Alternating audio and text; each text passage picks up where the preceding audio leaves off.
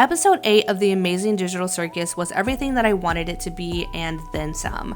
One thing that I will always give this series credit for is its storytelling combined with its story progression, where there are series that will drag out their series for however long just to keep on cashing in on it. Series like the Amazing Digital Circus are very intentional with their episodes, whether it be story progression or character development. There is always a reason why every episode comes out, and there's never going to be filler for the sake of filler. So I will always appreciate not only Glitch, but also the creators of the Amazing Digital Circus for giving us a series that doesn't try to cut corners or fluff out their series, but instead gives the viewers exactly what they want. So it was pretty obvious that things would eventually lead to this point, but the journey to get here from where we started in the beginning was an unexpected one, where every episode left me wondering the outcome of these characters, the circus, and ultimately this project. In my previous video titled What Happens Next, I remember mentioning that the events of episode 7 would be the turning point of this series, the climax if you will, hoping that the gang would finally stand up to Kane for what he's been doing to them. And of course, as you can guess, the scene of the characters finally lashing out at Kane was pretty satisfying in my opinion.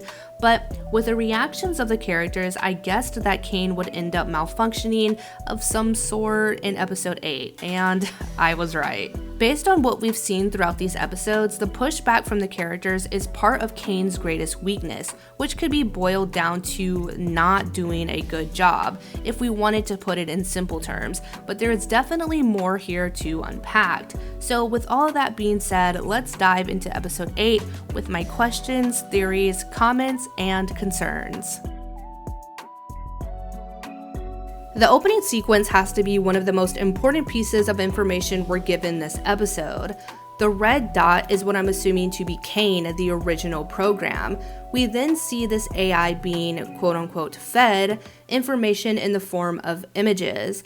I'm not exactly sure what caused the original AI to malfunction when seeing images from the abandoned office building, but failure to do so caused it to be put away and a new AI was created in its place, seemingly capable of processing the information the original AI was incapable of. I've gone back and forth trying to figure out who or what the second circle could be in terms of the circus, like maybe Bubble? We'll get more into that theory later, or maybe the second AI and its processed information exist within Kane, which is why we would see him looking back at these photos from time to time and having no idea how to process them or even remember where the pictures are from. Kinger's dying partner could also be an option. It doesn't feel too far-fetched that a person with this obscure, wacky way of thinking could try to preserve their consciousness within a computer.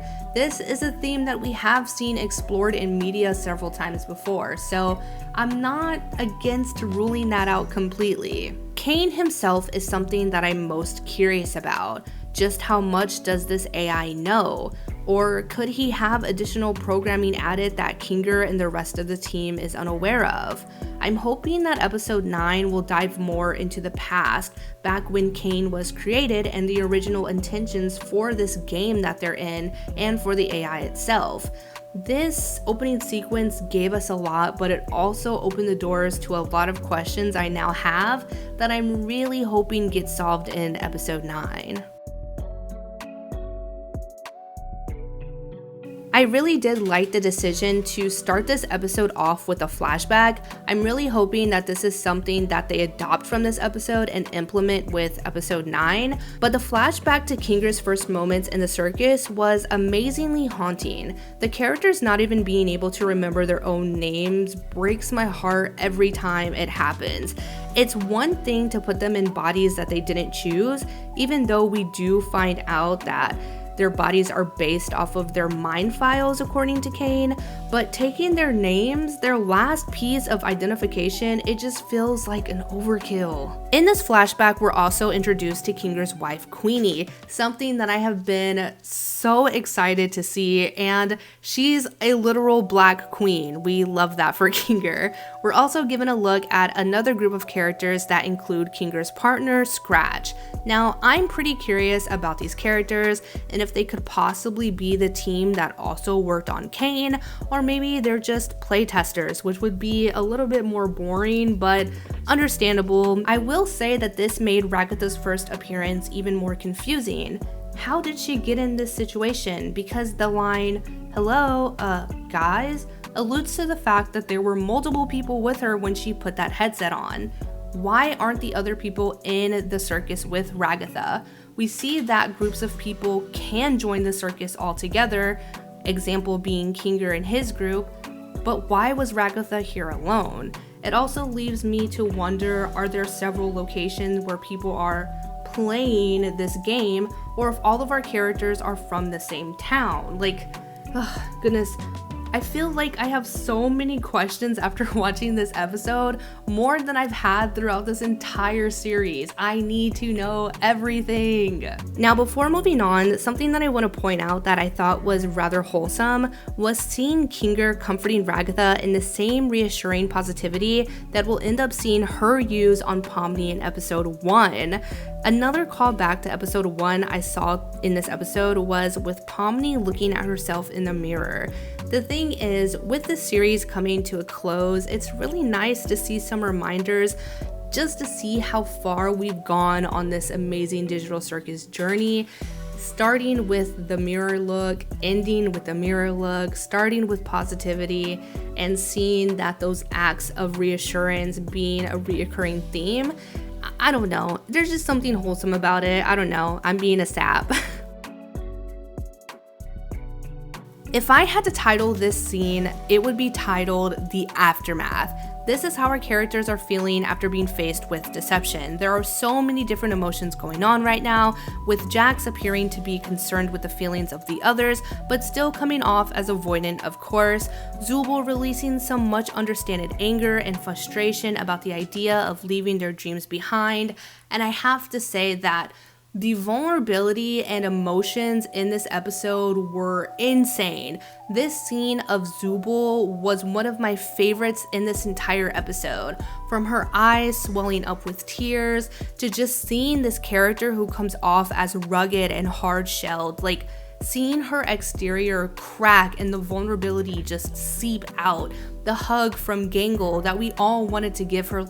This scene, it was heartbreaking. I was so sad for Zubul. I need my girl to get out of here. I need her to accomplish her dreams. I want everything for all these characters, genuinely. And Pomni, our character who seemed most set on escaping, being the one to accept defeat, was really unexpected, but somehow poetic in a way.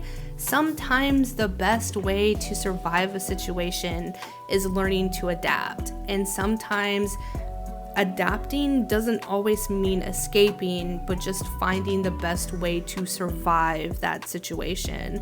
So I totally understood where Pomni was going with this mindset, but I don't think a lot of people were wanting to hear that from her. Before getting to this next part, I do want to say that I promise I am not one of those creators who is going to put all the light on Jax, because I'm not. But I do want to mention how happy I am that we are finally acknowledging Jax's mental state and demanding him to be included. But also remember, by no means has his attitude warranted any of these characters to care for his well-being, both physical or mental. But the thing is, the beauty of humans is our willingness to grow, to forgive, and to change. So it's really nice to see that although he has tormented these characters throughout this series, they still care enough about him to make sure that he's present, to make sure that he's involved, and to make sure that he is okay. So we have to talk about Cain's first crash out. Yeah, Cain's first crash out was insanely scary, genuinely scary, but it also doesn't feel entirely like his fault. Cain is the villain of this series, or so I thought. I'm still 50-50 on whether or not Cain is a super villain or not, because this series is just too complex that this situation can't simply be black and white. And After seeing Bubble pushing Kane to his limit, it's really hard for me to believe that he would turn out this way on his own. Bubble has been one of the biggest mysteries throughout this series. I have seen people throwing theories about Bubble around left and right. I know one of the most popular theories is that Bubble is a virus. I will say I know nothing about tech. I know nothing about viruses on computers outside of the fact that they kind of make your computer wonky.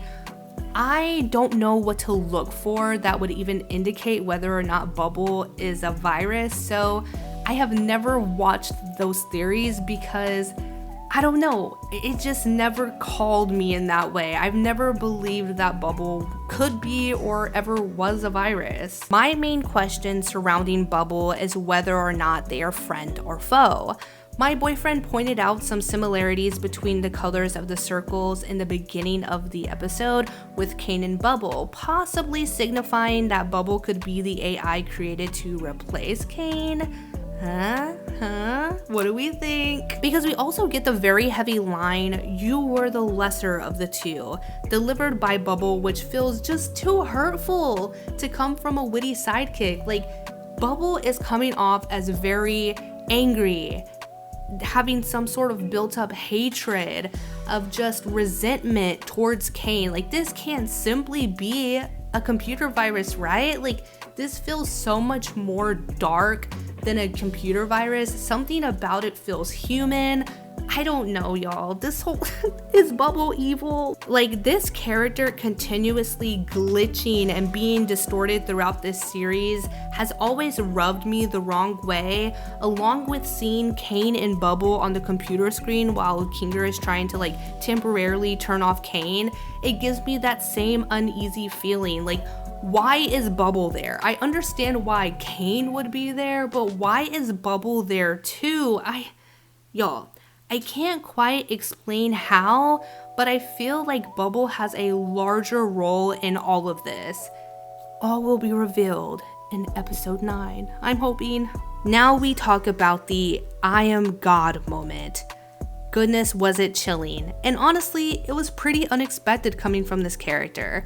Now, this series is a little confusing in the ways that they make Kane seem disconnected from human emotions, just for him then to act on emotions like frustration and anger. Like, I'm confused. Is this a computer or is this like something with feelings? I don't know. Kane then also punishing the characters after they refuse to go on his adventures, and then again when they confront him about the way he makes them feel, it makes him seem more than just an AI performing his duties. Like, it's clear that he has feelings, but why? Why would a creative AI need emotions? Like, I have so many questions. I just don't get it. It was a relief to see the characters finally going to Kinger for more information, but oh my goodness, did it take them so long to do it? My biggest gripe with this series, besides the character design, is the fact that even after all this time, no one but Pomni, a character who is new to the circus by the way, is able to pick up on everything involving Kinger. Like, hello, have the rest of you guys been living under a rock? But that's neither here or there because Kinger dropped a bomb on us this episode, revealing his part in this situation, and we also learned that Kane was their first AI development, although he was only semi-successful, meaning that he was probably, the red dot in the beginning. But this does still leave me with my question, where does Bubble come from? Y'all, Bubble is in a chokehold. I'm not letting Bubble go. We have to know about Bubble. Because Kinger never mentions the creation of Bubble or Bubble at all. So, y'all, I don't think that Bubble is an NPC. I don't think that Bubble is being controlled by Kane, because Bubble is always seen with Kane, but Bubble is never seen working for Kane. At least I don't think so. I feel like Bubble has a mind of their own, so it makes it really hard for me to believe that he could be created from the same AI program, or no, that he's created by an AI program. Example, Kane. Scratch is also mentioned in this episode, which is really cool because the first time we hear the name Scratch is in episode 7. So it was really cool getting more information about Scratch. We learned that not only is he a crazy genius with these wacky ideas, but he also has a brain tumor. Yeah, a brain tumor. Now, when the brain tumor bit was mentioned, the first thing that came to mind was Kinger and his memory lapses. Now, do I think that Kinger is actually the one with the tumor? I don't know. I'm just saying that brain tumors and memory loss do go hand in hand, so that could be something worth exploring, but I'm not gonna explore it. It's just an observation that I made. Something that did catch my attention though was the emphasis on the painting while Kinger spoke on the outlandish ideas that Scratch would have. Things in the circus, just like this painting, are very abstract and bizarre looking, very much like Scratch's ideas. Also, the adventures that Kane puts the characters through are hardly ordinary, and Kane's reactions to the characters' more mundane ideas just screams, I'm bored and uninterested.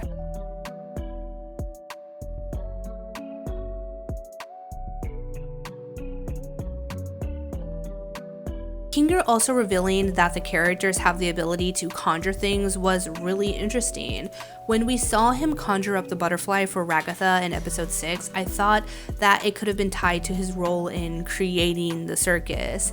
Well, as we know now, he didn't actually create the circus, he helped to create Kane, but before I thought that he did have a role in creating the actual circus. Now, this would have been cool to see earlier in the series, or to even see one of the characters accidentally do earlier in the series, but I think that this was a fine way of actually revealing the characters had this ability.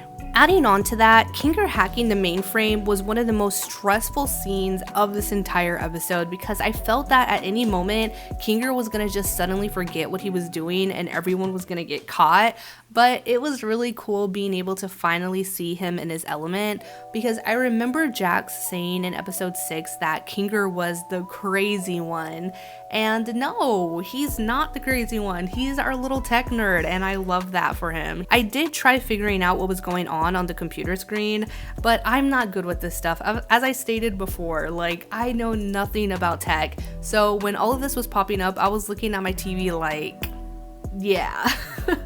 There was obviously some sort of dialogue going on, but again, I have no idea what any of it means. I'll have to go back and watch a video of someone with some sort of like programming knowledge or experience, you know, break that down, the coding and stuff like that.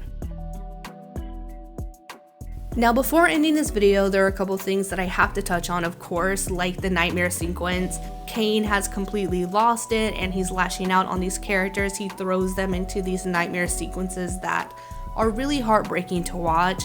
Seeing all of our favorite characters being confronted with their deepest, darkest fears was not an easy watch. From body image and just the way you see yourself to dealing with emotions and vulnerability and, you know, familial trauma. Like, there's so many things that went into play with these characters. Go watch a video. There has to be someone who has deep dived into these nightmare sequences and what they mean for each character. I just cannot go any like deeper than this because my brain is literally turning to mush. I'm gonna be watching all the videos I can to like get the deepest understanding of what's been going on in this episode because there's literally so much to unpack here. The amount of lore for these characters as well as the circus itself has been insane. Like, they have fed us so well this episode. From the storytelling, from the animation, shout out to the animation. Oh my gosh, this episode would not be what it is if the animation team was not with it, okay? Let's just say that. All of our writers, everyone in the writing room, phenomenal. And also the voice actors, give it up to the voice actors. Oh my gosh, but I feel like I have to highlight one specific character that truly made this episode the Amazing Digital Circus episode, and that is Cain. His voice actor went crazy, okay? The I am God scene was godly, okay?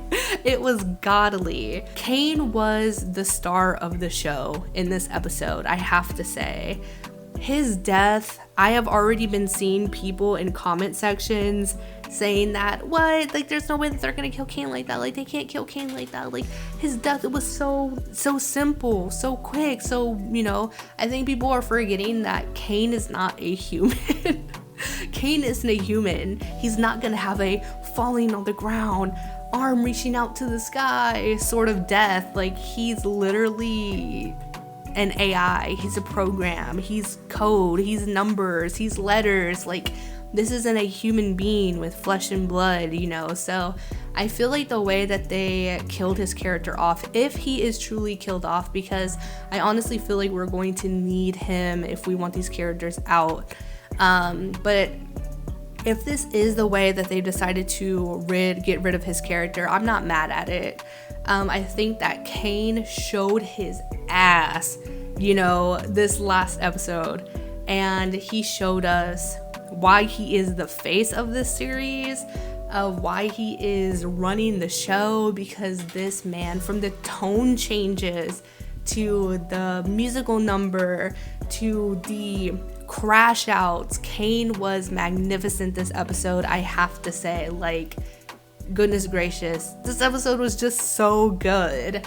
I wanted to share with you guys everything that I've been thinking and feeling and questioning after watching this episode, since I didn't get to react to it when it first came out. I was literally in the premiere. There were 1.5 million people watching this live stream this premiere whenever I like tried to get in and watch it, but my laptop was literally being so buggy. And I remember saying in that video that I have never seen this happen before. I can't even begin to imagine how proud everyone over at the Amazing Digital Circus team was, seeing all of you guys come together to watch their creation. Like, this series, the team behind it, Glitch being like just the studio to help get this out for them, the community, everyone involved in this project truly makes it so special.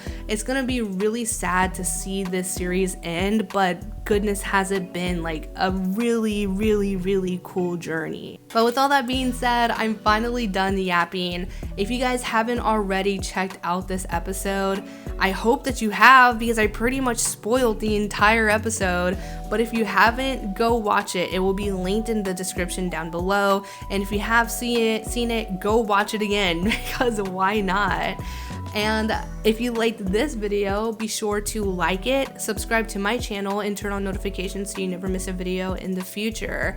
I will be trying to have my next video out on Wednesday, but I'm so far behind, I don't know if I will be able to, but still be on the lookout for that one. I'll see you guys in the next one. Thank you so much for watching. Bye!